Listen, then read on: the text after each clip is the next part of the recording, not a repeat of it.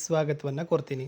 ಇಂದು ದ್ವಿತೀಯ PUC ಅರ್ಥಶಾಸ್ತ್ರದಲ್ಲಿ ಅರ್ಧವಾರ್ಷಿಕ ಪರೀಕ್ಷೆಗಳು ನಡೀತಾ ಇದ್ದಾವೆ. ಅದಕ್ಕಾಗಿ ನಾನಿವತ್ತು ಇನ್ನೊಂದು ನಿಮಗೆ ಮಾಡೆಲ್ ಕ್ವಶನ್ ಪೇಪರನ್ನು 2023ರಲ್ಲಿ ನಡೆದಿರತಕ್ಕದ್ದನ್ನು ಪೋಸ್ಟ್ ಮಾಡ್ತೀನಿ. ಯಾಕಂದರೆ ಈ ಕ್ವಶನ್ ಪೇಪರ್ ತುಂಬಾ ಇಂಪಾರ್ಟೆಂಟ್ ಇದೆ. ಇಲ್ಲಿರ್ತಕ್ಕಂಥ ಪ್ರಶ್ನೆ ನಿಮ್ಮ ಪರೀಕ್ಷಾ ಪ್ರಶ್ನೆಗಳಲ್ಲಿ ರಿಪೀಟ್ ಆಗೋ ಸಾಧ್ಯತೆ ತುಂಬಾ ಇದ್ದಾವೆ. ಇದೇ ಥರದ ಎಲ್ಲ ವಿಷಯಗಳಲ್ಲಿ ವಿಡಿಯೋಗಳನ್ನು ಹಾಕಿದ್ದೀನಿ. ದಯಮಾಡಿ ನೋಡಿ, ವಿಡಿಯೋಗಳನ್ನು ಲೈಕ್, ಶೇರ್ ಹಾಗೂ ಸಬ್ಸ್ಕ್ರೈಬ್ ಮಾಡೋದನ್ನು ಮಾತ್ರ ಮರೆಯದಿರಿ. ಬಹು ಆಯ್ಕೆ ಪ್ರಶ್ನೆಗಳಲ್ಲಿ ಇತ್ತು ಒಂದು ಆರ್ಥಿಕತೆಯು ಒಳಗೊಂಡಿರುವ ಕೇಂದ್ರೀಯ ಸಮಸ್ಯೆಗಳು. ಸಾಮಾನ್ಯವಾಗಿ ಒಂದು ಔದಾಸೀನ್ಯ ವಕ್ರರೇಖೆಯ ಆಕಾರ ಹೇಗಿರ್ತದೆ? ಸೊ ಮೂರನೇ ಪ್ರಶ್ನೆ TC = ಅಂತ ಕೇಳಿದರೆ. 4 ಪರಿಪೂರ್ಣ ಪೈಪೋಟಿಯಲ್ಲಿ ಉದ್ಯಮ ಘಟಕಗಳು ಉತ್ಪಾದಿಸುವ ಮತ್ತು ಮಾರಾಟ ಮಾಡೋ ಉತ್ಪನ್ನಗಳು. ಇನ್ನು ಮಹಾಕುಸಿತದ ಆರ್ಥಿಕ ಕುಸಿತದ ವರ್ಷ ಅಂತ ಕೇಳಿದರೆ ಇದು ಬಹಳ ಇಂಪಾರ್ಟೆಂಟ್ ಆಗಿರ್ತಕ್ಕಂಥ ಪ್ರಶ್ನೆಗಳೇ ಇತ್ತು. ಇನ್ನು ಬಿಟ್ಟಸ್ತ್ರಗಳಲ್ಲಿ ಕೇಳಿದ್ರು ಸಂಪನ್ಮೂಲಗಳ ಕೊರತೆಯು ಡ್ಯಾಶ್ ಸಮಸ್ಯೆಯನ್ನು ಹುಟ್ಟುಹಾಕ್ತದೆ. ಬಯಕೆಗಳನ್ನು ತೃಪ್ತಿಪಡಿಸುವ ಸರಕಿನ ಸಾಮರ್ಥ್ಯ ಡ್ಯಾಶ್. SMC ರೇಖೆಯು ABC ರೇಖೆಯನ್ನು ಅದರ ಡ್ಯಾಶ್ ಬಿಂದುವಿನಲ್ಲಿ ಛೇದಿಸ್ತದೆ. ಒಂದು ಬೆಲೆ ಪಡೆಯುವ ಉದ್ಯಮ ಘಟಕಕ್ಕೆ ಸೀಮಾಂತ ಆದಾಯವು ಡ್ಯಾಶ್ ಸಮನಾಗಿರ್ತದೆ. ಇನ್ನು ಶ್ರಮದ ಮಾರುಕಟ್ಟೆಯಲ್ಲಿ ಡ್ಯಾಶ್ ಶ್ರಮದ ಪೂರೈಕೆದಾರರಿರ್ತಾರೆ ಅನ್ನೋದು ಕೇಳಿದ್ದಾರೆ. ಇನ್ನು ಹೊಂದಿಸಿ ಬರೆಯಲಿ ಕೇಳಿದರೆ ಶಿಕ್ಷಕರ ಸೇವೆ, ಬೇಡಿಕೆ ರೇಖೆ, CRS, ಪರಿಪೂರ್ಣ ಪೈಪೋಟಿ, ಆಡಮ್ ಸ್ಮಿತ್ ಅಂತಕ್ಕಂಥದ್ದು ಇದೆ. ಇನ್ನು 1 ಮಾರ್ಕ್ ಕ್ವಶನ್ಸ್ಗಳಲ್ಲಿ ಕೇಳಿರ್ತಕ್ಕಂಥದ್ದು ಆಯ್ಕೆಯ ಸಮಸ್ಯೆ ಏಕೆ ಉದ್ಭವಿಸ್ತದೆ? ಸೀಮಾಂತ ತುಷ್ಟಿಗುಣದ ಅರ್ಥ ಕೊಡಿ. ಸರಾಸರಿ ಉತ್ಪನ್ನ ಎಂದರೇನು? ಸಾಮಾನ್ಯ ಲಾಭ ಎಂದರೇನು? ಸಮತೋಲನ ಬೆಲೆ ಎಂದರೇನು ಅಂತಕ್ಕಂಥದ್ದು 1 ಮಾರ್ಕ್ಸಿಗೆ ಕೇಳಿದ್ದಾರೆ. ಇನ್ನು 2 ಮಾರ್ಕ್ಸ್ಗೆ ಕೇಳಿರ್ತಕ್ಕಂಥ ಪ್ರಶ್ನೆಗಳಲ್ಲಿ ಒಂದು ಆರ್ಥಿಕತೆಯ ಕೇಂದ್ರೀಯ ಸಮಸ್ಯೆಗಳನ್ನು ತಿಳಿಸಿ. ಕೆಳದರ್ಜೆಯ ಸರಕುಗಳು ಎಂದರೇನು? ಉದಾಹರಣೆ ಕೊಡಿ.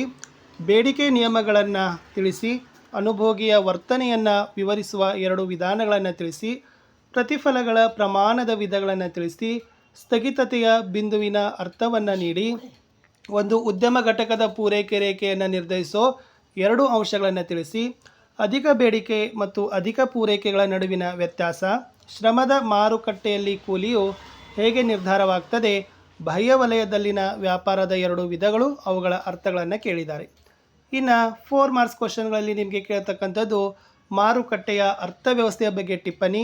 ಔದಾಸೀನ್ಯ ನಕ್ಷೆಯನ್ನು ರೇಖಾಚಿತ್ರದೊಂದಿಗೆ ಪ್ರಾಕ್ಟೀಸ್ ಮಾಡ್ಕೊಂಡೋಗಿ. ಬೀಳ್ತದ ಬಜೆಟ್ ಗುಣದ ರೇಖಾಚಿತ್ರ, ಇದು ಕೂಡ ಪ್ರಾಕ್ಟೀಸ್ ಮಾಡಿ, ಇದು ಇಂಪಾರ್ಟೆಂಟ್ ಅದ. ಸಾಮಾನ್ಯ ಸರಕು ಮತ್ತು ಕೆಳ ದರ್ಜೆಯ ಸರಕುಗಳ ನಡುವಿನ ವ್ಯತ್ಯಾಸ ಇಂಪಾರ್ಟೆಂಟ್ ಅದ. ಆಮೇಲೆ ಸರಾಸರಿ ಉತ್ಪನ್ನ, ಸೀಮಾಂತ ಉತ್ಪನ್ನಗಳನ್ನು ಕಂಡುಹಿಡಲಿಕ್ಕೆ ಕೊಟ್ಟಿದ್ರು, ಕೋಷ್ಟಕ ನೋಡ್ಕೊಳ್ಳಿ. ಇನ್ನು ಪರಿಪೂರ್ಣ ಪೈಪೋಟಿ ಮಾರುಕಟ್ಟೆ ಲಕ್ಷಣಗಳು ಪ್ರತಿ ಸಾರಿ ಕೇಳ್ತಾರೆ. ಮಾರುಕಟ್ಟೆ ಸಮತೋಲನದ ಮೇಲೆ ಉದ್ಯಮ ಘಟಕಗಳ ಮುಕ್ತ ಪ್ರವೇಶ ಮತ್ತು ನಿರ್ಗಮನದಿಂದ ಆಗುವ ಪ್ರಯೋಜನಗಳನ್ನು, ಪರಿಣಾಮಗಳನ್ನು ತಿಳಿಸಲಿಕ್ಕೆ ಕೇಳಿದರೆ. ಬೆಲೆ ಅಂತಸ್ತಿನ ಬಗ್ಗೆ ಟಿಪ್ಪಣಿ. ಅಭಿವೃದ್ಧಿ ಹೊಂದಿದ ಮತ್ತು ಅಭಿವೃದ್ಧಿಶೀಲ ದೇಶಗಳಲ್ಲಿ ಸರ್ಕಾರ ಮತ್ತು ಕುಟುಂಬ ವಲಯದ ಪಾತ್ರ ಕೇಳಿದ್ದಾರೆ. ಇನ್ನು ಲಾಸ್ಟ್ 6 ಮಾರ್ಕ್ಸ್ ಕ್ವಶನ್ಗಳಲ್ಲಿ ಇಳಿಮುಖ ಸೀಮಾಂತ ತುಷ್ಟಿಗುಣದ ನಿಯಮ ಮತ್ತು ರೇಖಾಚಿತ್ರ ವೆರಿ ಇಂಪಾರ್ಟೆಂಟ್. ಮಾರುಕಟ್ಟೆ ಬೇಡಿಕೆ ರೇಖೆಯನ್ನು ರೇಖಾಚಿತ್ರದೊಂದಿಗೆ ವಿವರಿಸಿ, ಇದು ಇಂಪಾರ್ಟೆಂಟ್. ವಿವಿಧ ಅಲ್ಪಾವಧಿ ವೆಚ್ಚಗಳನ್ನು ವಿವರಿಸಬೇಕು. ಉದ್ಯಮ ಘಟಕದ ಅಲ್ಪಾವಧಿ ಪೂರೈಕೆ ರೇಖೆಯನ್ನು ರೇಖಾಚಿತ್ರದ ಸಹಾಯದಿಂದ ವಿವರಿಸಬೇಕು. ಆಮೇಲೆ ಗೋಧಿಯ ಮಾರುಕಟ್ಟೆಯ ಬೇಡಿಕೆ ಮತ್ತು ಪೂರೈಕೆಗಳನ್ನು ಕೊಟ್ಟಿದ್ದಾರೆ, ಅದನ್ನು ಕೆಳಗಿನ ಸಮತೋಲನ ಬೆಲೆ ಕಂಡುಹಿಡಬೇಕು. ಸಮತೋಲನ ಬೇಡಿಕೆ ಮತ್ತು ಪೂರೈಕೆ ಕಂಡುಹಿಡಬೇಕು. P > ಸಮತೋಲನವಾದಾಗ, P < ಸಮತೋಲನವಾದಾಗ ಬೇಡಿಕೆ ಮತ್ತು ಪೂರೈಕೆಗಳನ್ನು ಕಂಡುಹಿಡಲಿಕ್ಕೆ ಕೇಳಿದರೆ ಇಂಪಾರ್ಟೆಂಟ್ ಇದೆ. ಇನ್ನು ಕಾರ್ಯಭಾರ ನಿಯೋಜನೆ ಆಧಾರದ ಮೇಲೆ ಪ್ರಶ್ನೆಗಳನ್ನು ನೋಡೋದಾದರೆ ಇದನ್ನಷ್ಟು ನೋಡ್ಕೊಂಡೋಗಿ. ಸೊ ಫಸ್ಟ್ ಒಬ್ಬ ಅನುಭೋಗಿಯ ಬಗ್ಗೆ ಇದೆ. ಸೊ ಕ್ವಶನ್ಸ್ ಇಂಪಾರ್ಟೆಂಟ್ ಅದ, ರಿಪೀಟ್ ಆಗ್ತಕ್ಕಂಥ ಚಾನ್ಸಸ್ ತುಂಬಾ ಅದ. 46ರಲ್ಲಿ ಸೇಮ್ ಲೆಕ್ಕಗಳಿರ್ತಾವೆ. ಸ್ವಲ್ಪ TPL, MPL, APL ಇದೆ, ಅದನ್ನು ಕೂಡ ತಾವುಗಳು ನೋಡ್ಕೊಂಡು ಹೋಗಬೇಕಾಗ್ತದೆ. ಇನ್ನು ಇಷ್ಟು ಈ ವಿಡಿಯೋದಲ್ಲಿ ನಾನು ನಿಮಗೆ ಎಕನಾಮಿಕ್ಸಲ್ಲಿ ಒಂದು ಕ್ವಶನ್ ಪೇಪರ್ನ ಕೊಟ್ಟಿದ್ದೀನಿ. ಇಂಪಾರ್ಟೆಂಟ್ ಇದ್ದಾವೆ, ಚೆನ್ನಾಗಿ ಪ್ರಿಪೇರ್ ಮಾಡಿ. ಒಂದಲ್ಲ 2 ಸಲ ಉತ್ತರಗಳನ್ನು ನೋಡ್ಕೊಂಡೋಗಿ. ಪ್ರಶ್ನೆ ರಿಪೀಟ್ ಆಗ್ತಕ್ಕಂಥ ಸಾಧ್ಯತೆ ತುಂಬ ಇದ್ದಾವೆ.